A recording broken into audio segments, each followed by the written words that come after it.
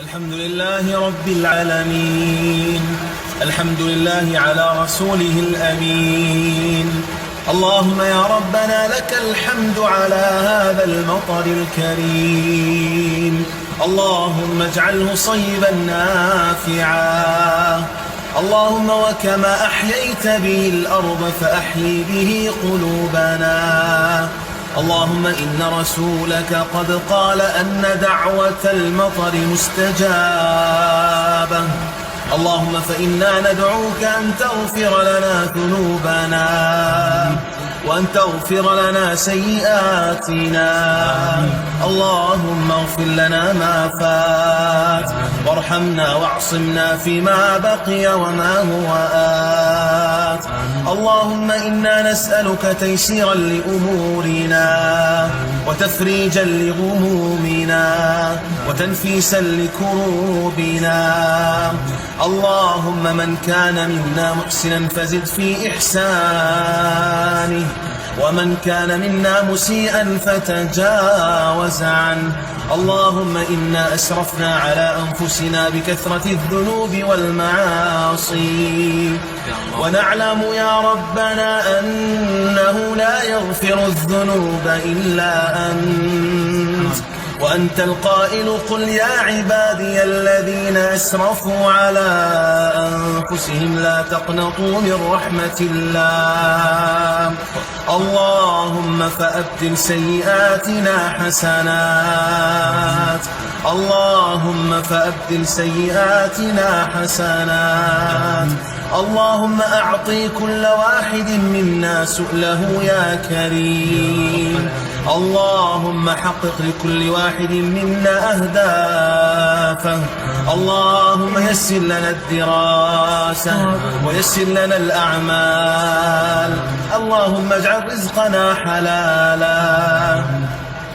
اللهم اجعل رزقنا حلالا وأبعدنا عن الحرام أينما كان وحيثما كان.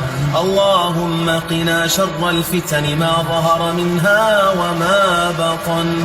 اللهم احفظنا من المعاصي أبدا ما أبقيتنا.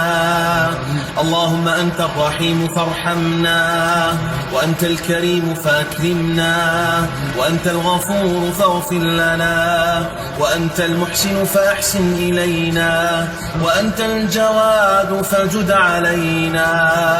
اللهم إنا نسألك يا ذا الجلال والإكرام أن ترحم والدينا. اللهم ارحمهما كما ربونا صغارا. تجاوز اللهم عن تقصيرنا في حقهما. اللهم تجاوز عن تقصيرنا في حقهما. اللهم اجعلنا باذلين بهما ولا تجعلنا عاقين لهما.